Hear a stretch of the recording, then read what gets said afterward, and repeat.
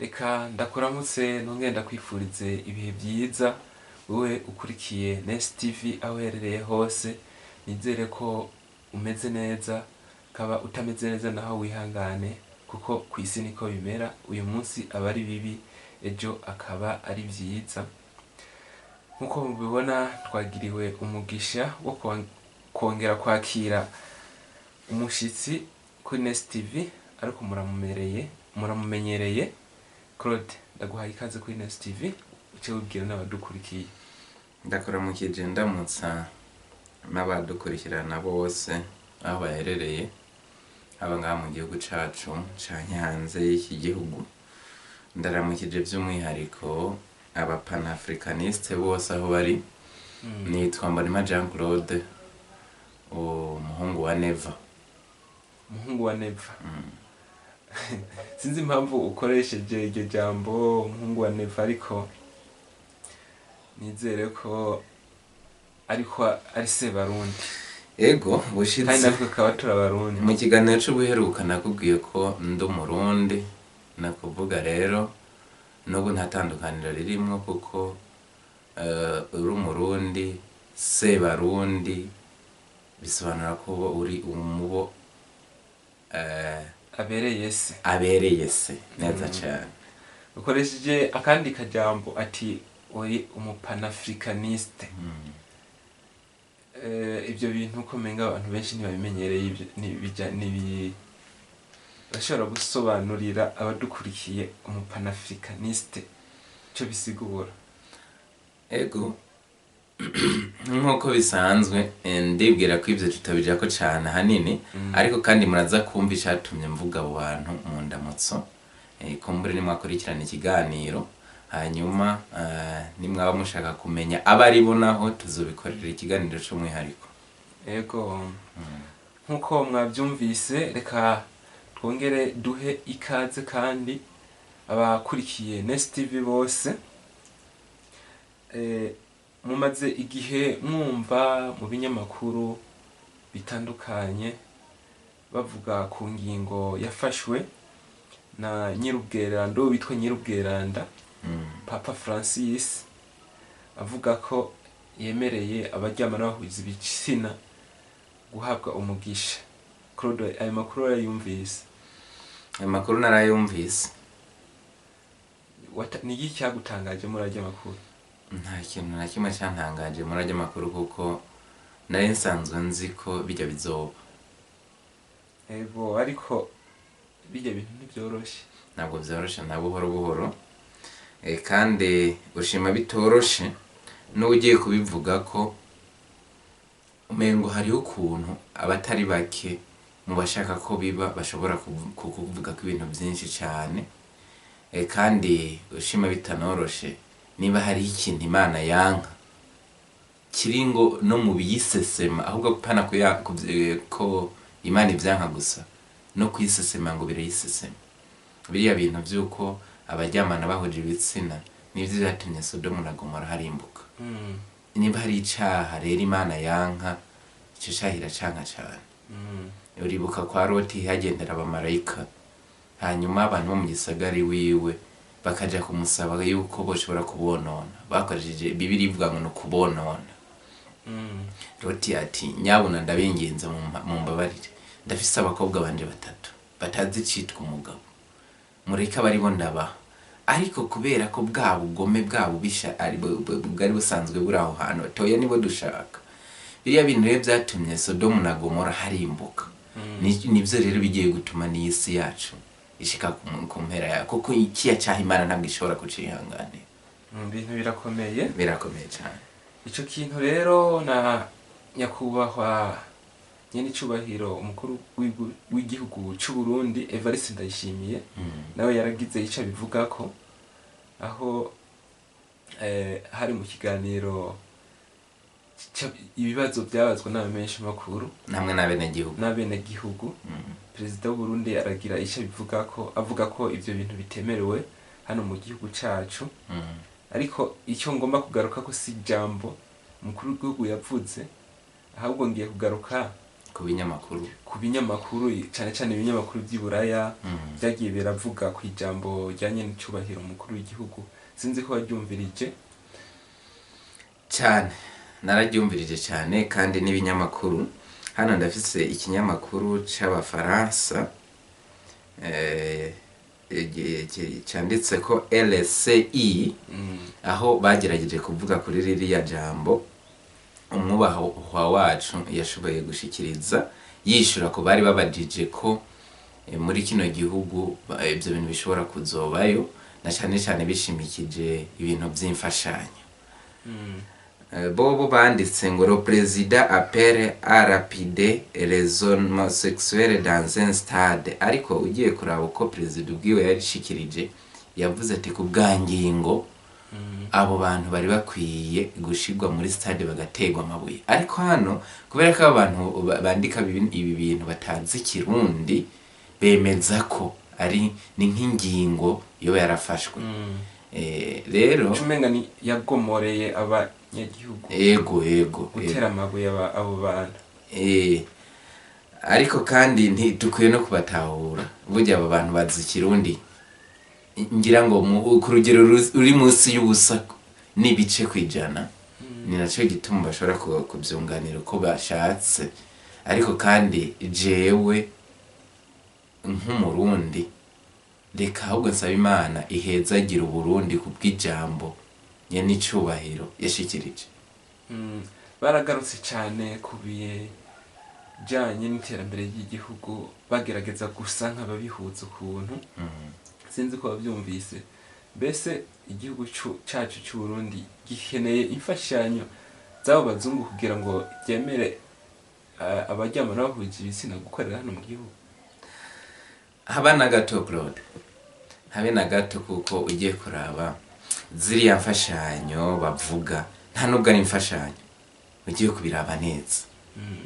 Aheze imyaka myinshi wumva ngo bafashije Uburundi cyane bafashije ibihugu byinshi byo muri Afrika, ukumva ngo ni imfashanyo, ukumva ngo ni hamwe bavuga ngo ni imfashanyo, ahandi bakavuga ngo ni intererano batanze kugira barabe ibihugu bya Afrika ko bishobora gusohoka mu bukene. Ariko se imfasha kwiyumvira nawe, uravye imyaka iheze bafasha ibihugu bya Afrika kugira ngo bisohoke mu bukene, ubwo bukene bakaba tutarabusohokamo nk'abirabura. Ntabwo bumva ko bananiwe abo bantu. Mfasha kumva, uravye imyaka iheze imfashanyo zitangwa kugira ngo ibihugu bitera imbere, ariko bikaba byananse gutera imbere. Aho hantu nta kantu wumvamo. Ni hatari. Izo mfashanyo rero babonye ko zogirwa ico zimaze mu gihe aba bana bahuje ibitsina boheza giko. Ngira ngo ni impinyanyuro bagiye guhinyanyura, ariko se nabi wabo bavuga ko bateye imbere. Kubera iki binjiriye babigiyemo kandi bataco bagikenera mu iterambere? Ahubwo bijya n'ibintu abantu bamaze kononekara mu mitwe, no kuvuga ngo agahimba kumva iby'Imana muri bo gasa n'akaharabitse, karahuye n'ikibazo, nikagikora neza. Ni nacyo gituma ubona bagerageza gukora ibintu bituma Imana irakara. Ariko hariya ngo n'isengero zarugaye, insengero nyinshi iburaya, Amerika, numva ahantu henshi hari isengero uhasanga ngo hari ububare. Hari ibintu dukwiye gukora. Burya abanyafrika dufite igihugu kirekire, tugomba kubabwiriza Imana, kuko ni twebwe bene Imana. Ariko ngo nibo batuzanye ijambo ry'Imana. Habe namba. Oya. Kuko ugiye kuraba Barundi guhera na kera bama basenga Imana. Nase bo batwigishije ijambo ry'Imana, so batuzaniye Bibiliya ngaha muri Afrika.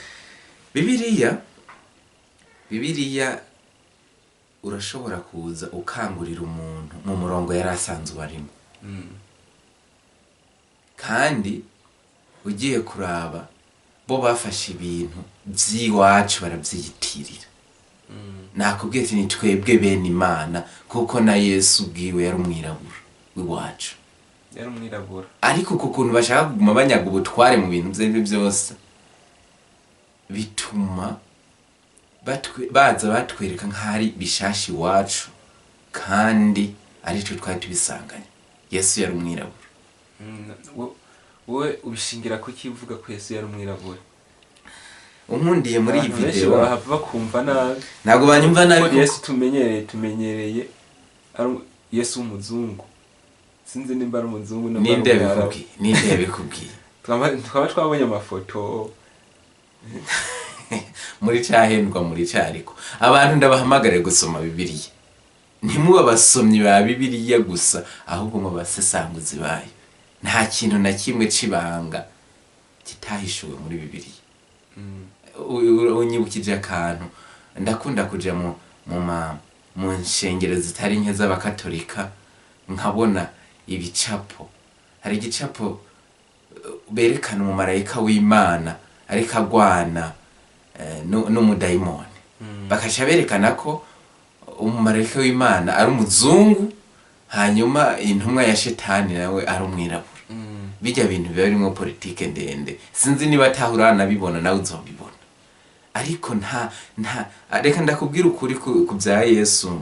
Hanyuma ibyo by'amafoto yawe nawe niwashaka wifotoza hanyuma wandike ko Yesu, kandi nibyamara imyaka myinshi abantu bazoja mu rujijo. Reka ndakubwire ukuri ku bya Yesu ko yari umwirabura nifashishije Bibiliya. Noneho tugomba turabe uwo Yesu yari koko. Tubirabiye mu gitabo ca Matayo igice ca mbere, aho hari ku amazina ya basekuruza y'igisekuruza ca Yesu. Ku murongo wa mbere havuga ngo igitabo kidondora ivuka rya Yesu Kristo, umwana wa Dawidi wa Aburahamu. Sinzi kutaho uyu murongo neza. Igitabo kidondora ukuvuka kwa Yesu Kristo, umwana wa Dawidi wa Aburahamu. Aha nshaka ngo wumve Dawidi. Yesu ni umwana wa Dawidi. Ndaja ku murongo wa 5 kugira ngo bihave byumvikana neza ibyo ngiye kugusobanurira. Hariho undi yitwa ngo Salomoni. Muri cya gisekuru nyene cha Yesu harimo uwitwa Salomoni yabyawe na Bowazi kuri Rahabu. Bowazi yabyaye Obedi kuri Rusi. Obedi yabyaye Isayi. Aha dukuyemo abantu babiri mu gisekuruza ca Yesu. Dukuyemo Salomo, dukuyemo na Dawidi. Reka rero turaba ahantu Dawidi ari mu gisekuru ca Yesu yivugira ko ari umwirabura. Turabiraba tubisanga mu gitabo ca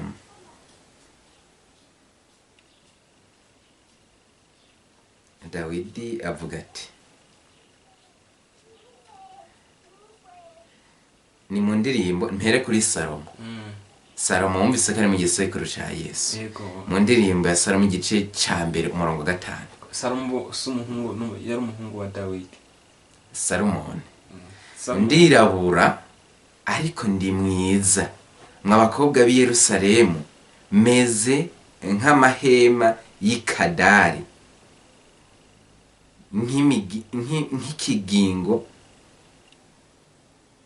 nk'imikingo ya Salomo. Ndirabura ariko ndi mwiza. Urumva umuntu yitwa Salomoni ko ari Salomo. Hanyuma ndakubwira ko Dawidi, nakubwiye ko ari abantu babiri mu gisekuruza ca Yesu twavuzemo, Salomoni hamwe na Dawidi. Dawidi rero uko igitabo ca Samueli ca mbere 16 umurongo wa 12 hamuvuga ngo yari umuhungu w'inzobe w'amaso meza w'umunyakaranga. Kandi nta muzunga b'inzobe. Ako karanga ko kuba umuntu ari utubiri twose canke yirabura canke y'inzobe biboneka mu bantu birabura gusa. Rero batubwiye ko Dawidi nawe yari inzobe, bisobanura ko yari umwirabura. Ngo nuko tubandanije muri ico gitabo nyene, urwa mbere rwa Samweli 17 umurongo wa 42, nuko wa Mufilisitiya abonye Dawidi aramwitegereza aramukengera kuko yari akiri umwana w'umusore kandi yari inzobe w'umunyakaranga. Ngira ngo uranyuzwe. Niba rero Dawidi yari mu gisekuruza ca Yesu yari umuhungu wa Dawidi. No kuvuga ngo Dawidi tubona ko bamuvuga bagerageza kuvuga uko Dawidi yari ameze, bavuga ko yari umuhungu w'umunyakaranga ngo w'inzobe. Kandi Dawidi niwe yabyaye Salomo. Salomo nawe aza avuga ati jewe ndirabura. Wewe rero ntiyaje ari n'inzobe. Ndirabura. Avuga ati ndirabura ariko ndi mwiza. Kandi yabyawe na Dawidi. Yego. Kandi tubona Bibiliya itubwira ko Yesu ari intare yo mu muryango wa Dawidi. Kuvuga Yesu akomoka mu muryango wa Dawidi. Akomoka mu muryango w'abirabura. Sinzi rero ikindi wumva ushaka kumbwira ko ari kumbwira ngo amafoto wamubona nga azunguruka ku mbuga ngurukana bumenyi canke abantu benshi bamenyereye ngo naye ngo na muzungu, ariko nta kintu nzi kuri uriya muntu yakinye ibi vyanditswe. Yafashe igitabo agasoma hanyuma agakora irya film. Mbwira abadukurikiye ico muziko. Uyu mugabo yakinye isima ya Yesu, amba ntihenze yitwa Brian Deacon, n'umwongereza. Niwe yakinye sinema ya Yesu. Niba warakurikiranye amateka y'uriya mugabo, iyo banamwemera umwemerere wiwe aremera uyu Yesu. Yesu ntamwemera ko ibyo ari byo byose si umukristo. Ashobora kuba asengera mu yindi dini cyangwa ari mu Islam. Yego cyane. Aho rero nimukajye mwibesha, ni twebwe bene Imana. Kandi ngire ndakubwire isomo rya nyuma ryerekana ko umuryango wa Yesu wari ukomeye cyane mu birabura. Aho biboneka mu ndirimbo ya Salomo 5 umurongo w'10, ngo umukunzi wanje ari inzobe y'ikimuri, inzobe. Bisobanura ko n'umugore wande wa Salomo nawe nyene yari inzobe, yari umwirabura. Ibindi urondera nibiki? Ntimukajye murondera rero. Yari afise abagore benshi. Nikizi tubonye mwumwe ashimagije iwe nkundu wakazi imbere yiwe, aho yavuze ati umukunzi wanje. Ntabwo yatubwiye umuzungu, yatubwiye ko ari umuntu w'inzobe. Ariko Salomo ngo no muri Afrika yari afise umugore neza cyane. Uzi gute se katari n'uyu yari kavuga? Irashoboka. Kandi nawe ubwiwe ese kuvuga ngo muri Afrika yari afise umugore kandi nawe yari umunyafrika, yari umuntu w'urukoba rwirabura, kuko yanabitubwiye deje. Uzonkundire tuvuge ivy'abana Salomo yabyaye muri Afrika. N'ubu nyamuryango ricahari, nta nubwo ari kure naho ruguru muri Ethiopia. Eka kumbure ico tuzokigire ikindi kiganiro, tuzocagure cyane. Hama tugaruke ku cyo twariko turavuga ko kubijanye n'ingingo iheruka gufatwa yafashwe na Papa Francis, ibi byo guha umugisha abaryamana bahuje ibitsina. Abepiskopi bo mu Burundi, mu Rwanda n'ahandi henshi nagiye mbona bagiye basohora amatangazo bavuga ko batemeranwa na Papa ku ngingo yafashe. Bese ibi bintu ntibizohava bizana uruhagarara cyangwa ukutumvikana muri Eklezia? Byarakuzanya ahubwo ntabwo bisabiye reko uruhagarara no kutumvikana kwaramaze kuvuka, kuko namba ruriya rwego rw'ubupapa rwaramaze kwemeza ko hariho guha umugisha aba bana bahuje ibitsina, abandi nabo bakaba bamaze gutandukana n'iyo ngingo, kuko ugiye kuraba abepiskopi b'abanyafurika umugwi munini wabo baranse gose iriya ngingo. Hari n'ababifata bakavuga babica hirya ngo yoba yashatse kuvuga uku, ariko ukumva ko nabo ubwabo badashigikiye. cyane cyane n'umuco wo muri Afurika ko ivyo bintu ntubyemera. Umuco wo muri Afurika ntiwemera biriya bintu, kuko hajya n'ubwo butemera Imana, ariko hariho agasanira ufitanye n'ihanga rya Isirayeli, nawe akanyarigabo kakuzamo. N'abapagani benshi bari muri Afurika bijya bintu ntabwo babishaka. Nahoze nkurikirana aho byatanguriye, sinzi nibuka niba ari muri Kenya, babahimiriza kubikora. Umuperezida yari ahari ico gihe, bati nta ngorane, ariko tangura uze wewe nyine bizanye uca uwo mugore wanje, kubera iki yirutse, kubera iki atabikunze bijya bintu. Nico gituma rero uruhagarara rwo rwaramaze kubyuka mu gihe umushumba mukuru yamaze kwemeza ibintu, hakaca haba abatabyumva. Hariho ibindi bigiye gukurikira, hagiye kuba revolte. Hariho bazovamwo muri ririya shengero baje kwifatikanya nabo bavyumva kumwe, na cyane ko hariho amashengero menshi adakozwe ivyo bintu. Yego. Turiko tugana ku musozo w'ikiganiro, ibi bintu biriko biraba mwa kino gihe, ngira ngo n'ubuhanuzi buba bwarabivuze ko mu bihe by'iherezo hazoba ibintu by'ibyaduka byinshi. Ngira nivyo biriko biraba. Sinzi icyo wobwira abakurikiye Nest TV, na cyane cyane ko iki kintu kiri mu bintu byatumye mu myaka myinshi iheze, nk'uko tubisoma mu bitabo nka Bibiliya, Sodoma na Gomora irimbuka n'iki kintu cyari kirimo. Wobihuza gute n'iki gihe ugereranije n'igihe ca kera abo muri Sodoma na Gomora bari barimo? Ko tubona ko Imana yahavuye ishavura gaca iteza umuriro. Nta gishasha munsi y'izuba, nta gishasha munsi y'izuba. Ibintu tubamwo ibintu biriko bigenda byisubiriza, byabayeho kera, ahubwo turabe ikigiye guca gikurikira. Habaye kugumuka nk'uku, igikurikira n'igiki? Imana yaciye ikorera iki Sodoma na Gomora? Burya ivyo yakoreye muri Sodoma na Gomora nibyo bigiye gukorerwa isi yacu kino gihe. Abantu rero bashishikare barabe kuri kalendriye y'Imana, uko igihe agiye ikora ibintu bivanye n'uko twe tuyikoreye ibitari byo, bibitegure kubona uko byagenda kera na kino gihe cacu isi igiye gushika ku musozo wayo.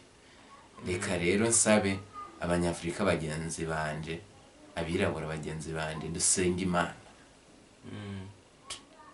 hanyuma twitegure kugaruka kwayo, kuko biraboneka ko igihe ari kigufi, ariko kandi ko twahawe mission yo gushikira n'abandi. Niyo biriko birazanana ntidutinye kujayo, tubabwiriza ubutumwa bwiza, hanyuma Yesu nagaruka azotwijanire mu bwami bwiwe. Yego. Nkuko mubyumvise, turiko turarangiza ikiganiro cacu. Nashaka usezereye abakurikiye Nest TV, kandi nizere ko ntwongera kugutumira hano kuri Nest TV uzo. Ego, murakoze cyane kuri uyu mwanya. Ndeka ndabasezere mvuga nti mube abasesenguzi ba Bibiliya, ntimuba abasomyi bayo. Hanyuma mugire amahoro y'Imana, mugire aho muba mwubahwe, mugire iteka n'itekane mu bikorwa byanyu. Imana ibahezagire. murakoze. Nizere aho bari hose ko bameze neza. Tugenda tuba umuryango munini Nest TV, ko abantu baguma biyongera. Reka nsabe abaza kubona ikiganiro bibuke gukanda subscribe, bongere basangize na bagenzi babo kugira ngo ubutumwa canke izimpanuro tuba tuvugiye ngaha zishike kuri benshi. Muhezagirwe.